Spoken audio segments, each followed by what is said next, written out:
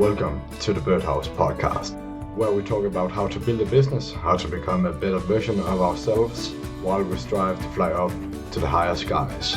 My name is Alexander Guller, the CEO of the Birdhouse Agency, and I'm your host for this podcast. Welcome to the Birdhouse.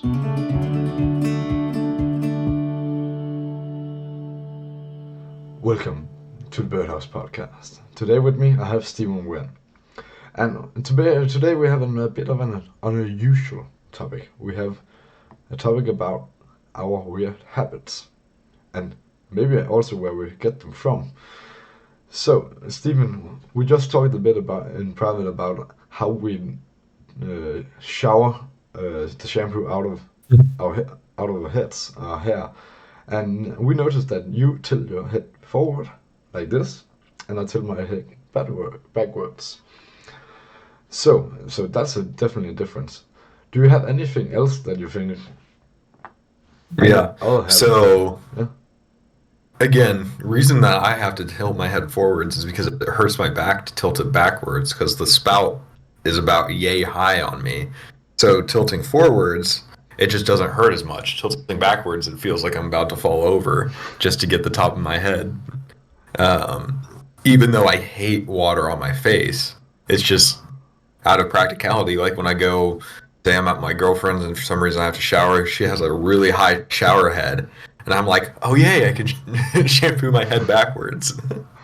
And I think that's the difference, like depending on how high up the shower head is. Because like at my Yeah. home we have a really high one, and we actually have a really good shower head, a good wide one and a good height, and you can like tilt it, so it's fucking perfect.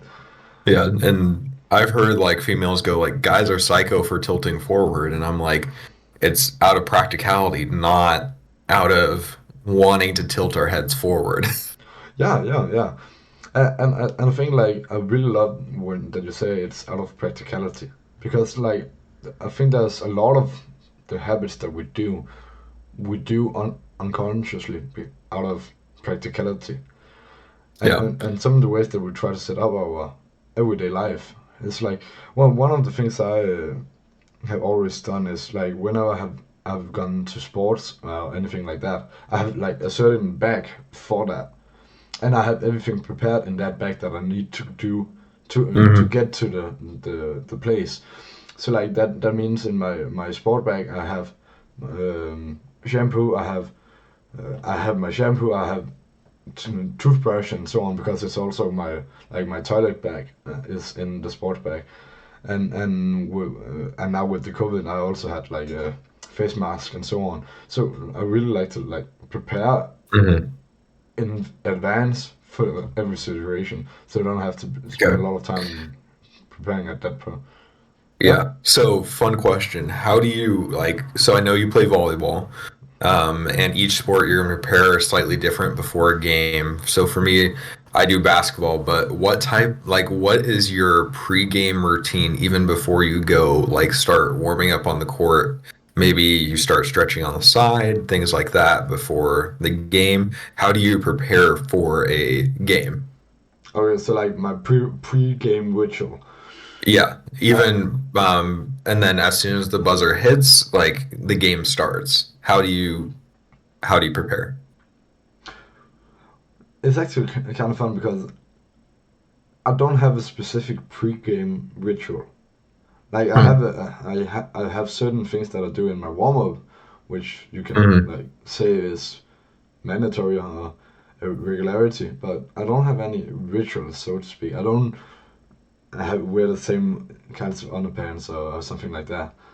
Yeah. Uh, but So but I can but go example with how I do basketball first. So this is actually kind of funny, and I'm going to take it back to my sixth, seventh, eighth grade because this is when I really had like a really good ritual for basketball that I would do beforehand. Um, so I had a playlist that I would listen to get me hyped up. And then while I was actually doing pregame warm-ups, the first one was full of like some different rap some just hip hop, just Mm. some more upbeat things to just get my body excited. But when I would actually go on the court to warm up and I'd have my headphones in or whatever, I would listen to classical music. Okay. And like before we would go warm up, or from when we warmed up to when the game started, there's always about a couple minutes that I would go by myself and just mentally prepare myself because I knew I was physically ready, but I wasn't always mentally ready for a game.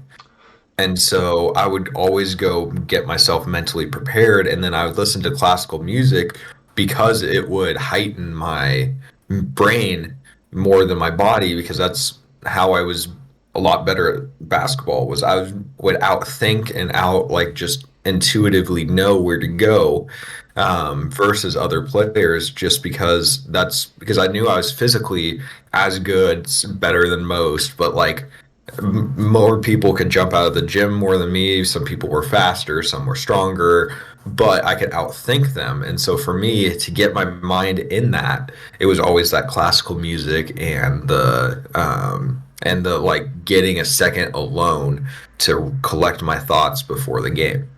All right. Did like in classical, when you put up those contracts like with rap music and classical music, like rap music is there's a lot of words in rap, Mhm. which can encourage you a lot. But classical music, there's not often words in it. Yeah, So there's that, no words. yeah, yeah. So that means that you don't spend time thinking about the words. Do you think that is Yep. one of the reasons why you had the ritual set up as you did? Um, I think two reasons. One, classical music is calming. Hmm. So after Yeah. my body was hyped and ready with energy, I would calm my mind Oh. so that I'm not just going a million miles an hour. Because when do you do best when you're like performing something? Do you do better when you're calm and collected, or do you do better when you're have a ton of energy and excited? You do better Calm. when you're calm and collected Calm. because Always. then you're in your element. Yeah. You're not overthinking things. You're not making jerk reaction things. And I definitely noticed there are games that I did not do that, and I did much worse at that. Like there's a game we had against a school that like I was not doing well in the first half of the first quarter. I thought I was a little bit quicker or could jump a little bit higher. I don't quite know what I thought I was, but we were doing like a full course press situation, and I was the back person because I could run really quick and guard the goal because I was also the biggest person on our team. But there's a time where there's like three passes in a row that got over my head, and my coach was just absolutely laying into me. She wouldn't take me out because I was the best player on our team. But she was just like she had called timeout and just laid into me. And for me, that helped me reset. Yeah. Like I wasn't like intimidated by the coach. I was like, I know I effed up, Yeah. Yeah. and Yeah. I needed somebody to tell me. Yeah. And also like when you get in that type of flow, you can't exactly stop. So that's also where the coach goes in and like stops you abruptly. And in that, I'm too excited. I go everywhere, kind of flow, and you get a chance to like, oh, okay, calm down and think. Yeah. Yeah, and And then after that, I had one of the best games of my life. I scored, I think it was like 25, 30 points. I had triple double, that kind of thing. that's a lot of points. Sound a good game. But I really like the calm versus excited thing. And that's also one of the things I definitely learned from volleyball. Is normally I play as the setter, which is the person that's up in the Mhm. middle that sets the ball up for the other people to smash. And whenever I'm way too excited and I just run on around the field, like whenever a person receives it and it's a bad receiving, and I just try to sprint out to it and being way too excited, like all of my settings are very bad, but most of the time they get it high enough so I can actually just like take one quick step, keep the balance, and just take the set from there. And and then I keep the good settings. So and that's just very important because we can always rush into things instead of just making the easy and calm step necessary. Hmm. And like I mean literally just take one step out because like normally you stand with your 2 feet and you just Yeah. take one step out. You maintain the balance, but you just spread out your legs and you do the exact same thing. Hmm. And It's just repetition over and over yeah, again. yeah, and well, when you're way too excited, you stay over here, sprint to this place, and because you were so focused on sprinting to that place, you don't get the chance to like stabilize over here, so you can set it up Hmm. and so on. So I think Yeah, it's that's just like really when you have a quarter second to set up for a jump shot. It's it's a lot better than just like as you're running, turning and like fading or using that momentum. yeah, Same thing in volleyball. It's you have to be set to have a good set. yeah, yeah, and that I also think is quite important in everything, like every a lot of the things that we do in life lies in the preparations. A lot of the success Mhm. we have in life lies in the preparations. Yeah. Like, It's just like for business and sales, like there anytime I'd make a phone call, I would always do the same thing. I would take 30 seconds and look up the business that I'm calling to make sure I have the correct information and I know what they do. And so I don't know, say I'm doing ABC plumbing or whatever, and I'm like, okay, are they still in business? Um, are that's they, kind of because we important. had a database where some of them weren't in business, Yeah, or they were in business 6 months ago, but they might not be now. Um, did the owner change? Can I tell? Can I see who the marketing person is online? Can I see something that's like, oh, they're a huge whatever fan, so that I can connect it on them on a sales level? Like, is there anything I can tell at a very quick glance at the company? And then I would pick up the phone and then be like, hey, this is Steven. I'm with, I'll just, with my old company, Colonial Life, and I'm wondering who handles your HR. And that was all the information I was trying to get out of the phone call. If I could get more information, that is great. But it was like, okay, as long as I had a name that when I got there, I could use that to get past the gatekeeper, mm. much better sales routine.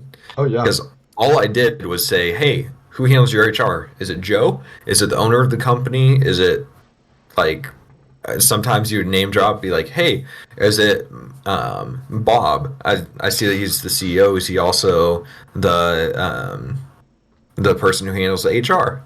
And they're like either yes or no, and then I can be like, hey, are who handles that? Is that you? Kind of things, just kind of trying to fish it out if they're not doing that. But before that, it would always be gather information, take a deep breath before the call so that I'm not racing and being like, okay, I need to set an appointment. I need to set an appointment. I need to set an appointment because you're not going to get that with a quick phone call because they don't know you. Their whole job is they probably get five five calls a week, 10 calls a week of marketers saying, "Hey, would you like to buy our products?" And they're trained not to do that. So if you get a name, you can walk in there and say, "Hey, is Joe in? Is he yeah, available to meet, or can I get on a schedule for 10, 15 minutes?" yeah. And I really love that point. And also, like everyone that you trade with, everyone that you're selling to is a person, and each person's most loved word is their own name. Hmm. And so that's just a very powerful strategy for everything, for marketing, for selling, for networking, and so on. And Yeah. also it also comes from like the most valuable currency for all human beings are attention. And when people know my name, I know people paid attention to me. And as you said, that definitely helps getting by, getting past the gatekeeper a lot of the times, Yeah. and just by getting a name. And then like as you walk in, you can also just start asking little questions like, "Hey, um, like if they're on vacation or something, they're like, oh, that's awesome. Do you know where they went? And if they went on a ski trip, you can ask them next time they came in and say, hey, Bob, how was your ski trip? Mm. And then be like, oh yeah, I went skiing a couple years ago, and I know the highest I was able to get to was a black diamond, and that's where I was comfortable of. What type of skiing do you like to do? Yeah, and the thing about that is also now you have a connecting point with that person. Hmm. Now you have something that connects you. Now you're not Yeah. Steven the selling guy. Now you're the Steven the skiing guy, or more specifically the black diamond skiing guy, Hmm. and so on. And that makes the fundament for our future interactions as well. Yeah. And I think that's a really important thing to understand. Yeah. And a lot of people like you don't want to be the standard salesperson that goes, "Oh, the weather's crazy today." Oh, or how did the local sports team do? Mm, Like they're hearing that 10 times a week from anyone they're meeting with. Like mm, here in Kansas, or Kansas, Missouri area, Midwest area, it's been jumping between 60 and 5 degrees Fahrenheit. So like negative 15 and 10 degrees Celsius. And it's been just jumping back and forth, sometimes up to 20 degrees Celsius from one day to the other. Like 3 days or yeah, 3 days ago it was 65 out, and now it's 15 degrees out and snowing. mm. Yeah, yeah. Like that's not like it went from good springtime weather to winter weather. And it's like, okay, great, that is something to talk about, but that's not the main thing that you should lead with. You should try to find an uncommon connection, and if they have habits, you can literally see that in there. Like if you walk in, you're probably going to see me have something like this in my office because I like Rubik's cubes. Um, and it's just like, okay, if people see that, some people can go, oh, that's awesome. I can solve the Rubik's cube too. I know my time is, I don't know, 25 seconds. How fast are you? Or why do you like to do it? Are you a logical thinker kind of thing? Mm, And you can kind of connect on that level as well. And then you can also know, okay, is that person a person of facts? Is that person a person of like relationships?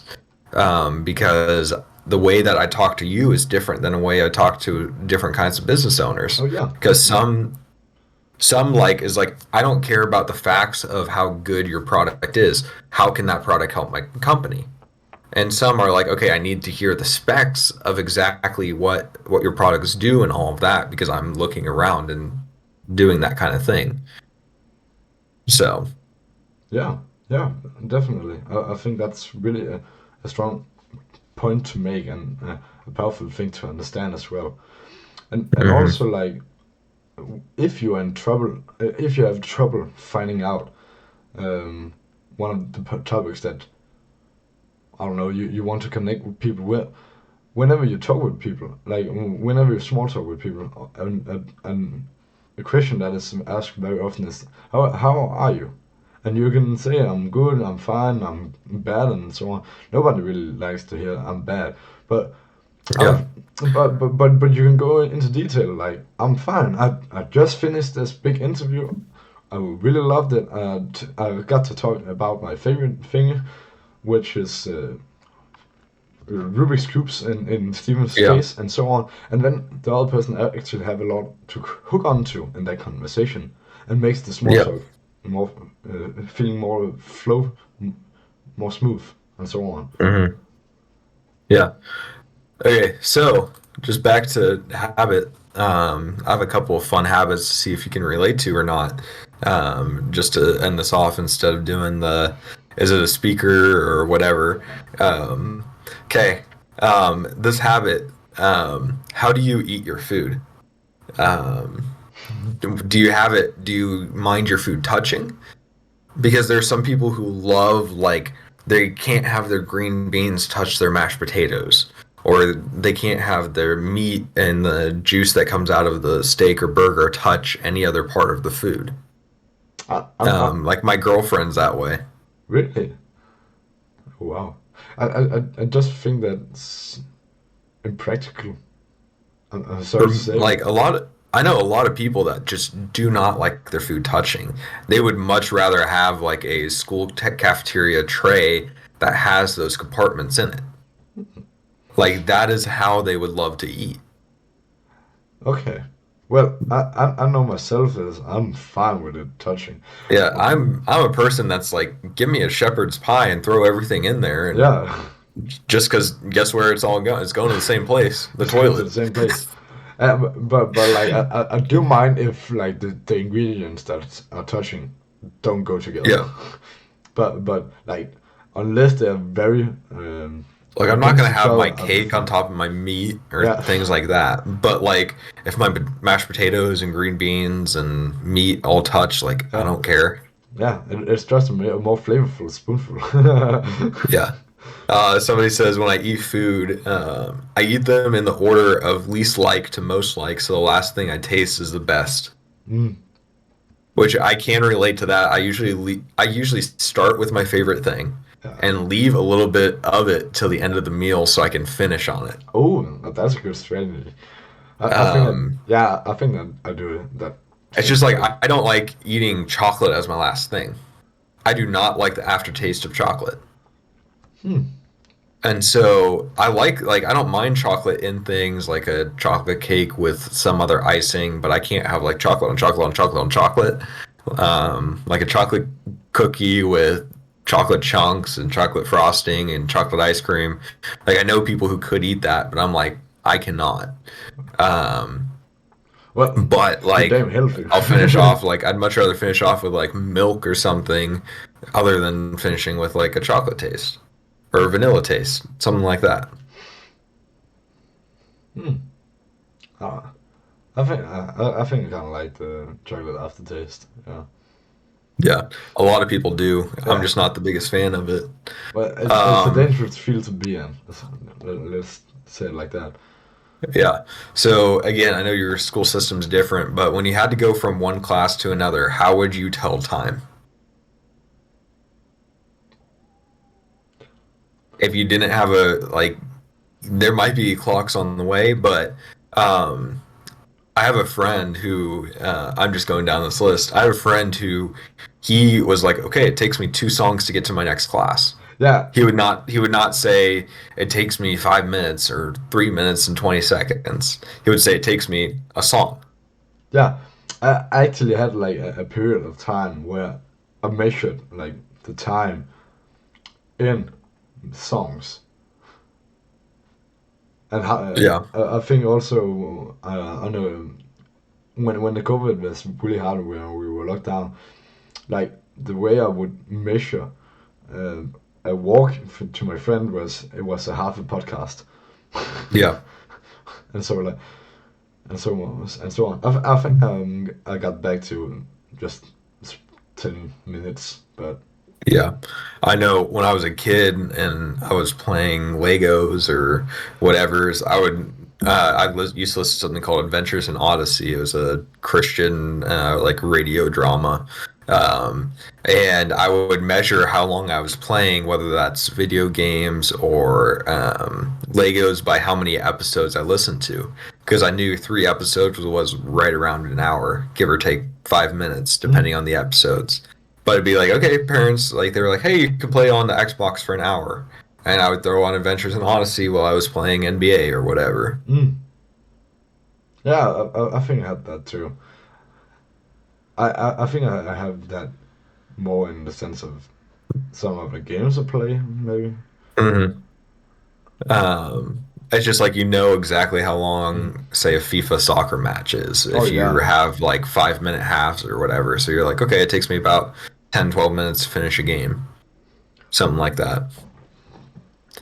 yeah.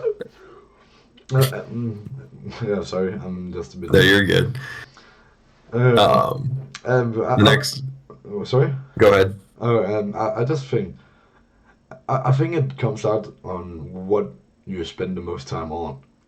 hmm Because like whenever you play enough, let's say FIFA matches, and you realize okay, 5 is 25 minutes. That means each match is 5 minutes. Like Yeah. at some point, the body just recognizes that. Yeah, it's And like when I used to play Ark, I knew exactly how long it took to get from my base to where I got the metal nodes, and I would like put myself on autopilot while I was flying over there. yeah, yeah. And I also think it's like at some point, like in the beginning, you had the like the actual calculation of okay, 5 matches is 25 minutes, and that means each match is 5 minutes.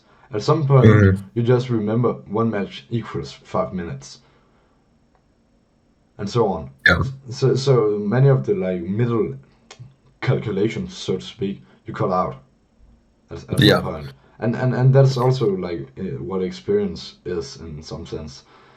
You don't have to. hmm. You just know. Okay, this is good. This is bad. You don't Because have to think. yeah, because you have done a lot of the like experiences on all of the middle calculations, so to speak. Yeah, and it's just like I know, like say I'm playing D&D, I know when things are starting to get too long and drawn out because I know as a player.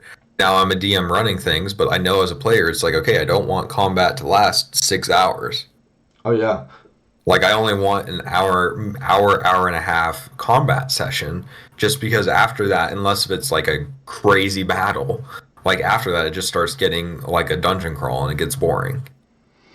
yeah, yeah. I think that's a good point to make because it at that point it also just becomes oh well, we have done this for so long now. There's nothing Yeah, new to the session. yeah.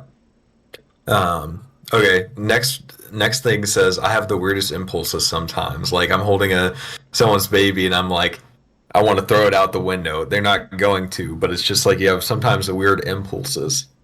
Like for me, when I'm on like a balance, like on a bridge or whatever, sometimes I'm just like, I just want to go yeet and Yeah. jump onto the water or something like that. I wonder how many backflips I could make before I hit that fucking rock. Exactly. Yeah. Or you're just your sibling walks by and you're just like yeet. Oh, sorry, I did not notice you were there. I think I think that everybody have those in some sense. Yeah. I think I have a bad habit of just letting my mind go and my like emotions follow it. If you know what I Mhm. mean, because like sometimes in some situations, even if something is like generally bad or making a bad uh, temper or anything, a bad mood, if it reminds me of something funny, I can smile. So that means like sometimes in bad situations, I think I smile a bit too much, or maybe laugh sometimes. Yeah, like I'm a person that's like any there's just a weird habit that I have when somebody delivers me like it's if it's not personal news to them and they're like, "Oh, did you hear the accident on I-70?" I'll just say, "Good." Good. Like to a really bad situation for some reason. And I don't know why I do it, but it's just like, "Oh, have you heard that the Queen died?" Good. That's horrible, man. That's fucking Like for horrible. some, but it's a thing that it's just like they take a second and they know like I'm not genuinely saying that it's good, Yeah. but then they laugh and then I laugh because I just have a very dark humor. Well, those And are the it's just fun. like, Those are the fun ones. yeah, and but a lot of the time it just takes somebody a second that's like, oh, I broke my ankle. Good. Good. Good. Good. Got. Yeah. Got. Okay, last one's probably my favorite one is like I talk to myself in my head and out loud all day, even having conversations. So sometimes I'm with my girlfriend and I'll have a full-fledged conversation in my head and starts talking midway through the conversation out loud. Like I'm having a mental conversation with her, and then I'll just like start saying something in the middle of a sentence, like we're driving, and she's just like, "Huh?" Because it's literally coming in mid-conversation in my head, Yeah. like or mid-thought. Because like I'll just have a thought sometimes, and then I'll just start blurting it out. Yeah. I know that. I know that. I also like. Okay, I have a weird habit, or maybe it's like a philosophy or whatever you want to call it. Whenever I like treat something bad, let's say I make a slight bad turn and maybe hit a branch when I'm going in the car, I'm like, I'm very sorry, car. You are a good car. Please don't be mad at me. Yeah, And just I've done that. Or like my computer, I'm like, come on, you can load this. You can do this. Go on. Where you're oddly encouraging to an inanimate object. Yeah. Well, that's just how we live life. Oh yeah. Like inanimate objects nowadays. It's like. And another really weird thing I do is at the store or anywhere in public, anytime I like turn around the corner, for some reason I'll pat my back pocket. I never have my wallet in there. It's like I'm checking for something, but like I'll just go around and I'll just pat my right butt cheek. It's just really weird. It's just but it's just like it's literally like I'll just turn the corner and just go pat. And I don't know why or how that came about. But it's just like I'll just do that and then just pat, like I'll just be walking through Menards or whatever and just go, okay, like I'm just looking for, I don't know, a new drill and just turn the corner and then pat. It's like I'm trying to signal someone. Yeah. But Steven, we all know it's just your unconscious saying, nice ass. Oh yeah. Oh yeah. But I know I do have a good butt. I need to make sure you remember it. Okay, sorry. Last funny tangent story. I went to my freshman year of high school to a formal at a different school or different county or whatever. And the girl I went to was like known for having a big butt. And then like whenever we saw in person, she was jealous of my butt because I had a bigger butt than her, and she had the biggest butt at her school. So I had a better ass than she did. And she was jealous that I had that. I know, fuck? really weird story. Yeah, really weird story.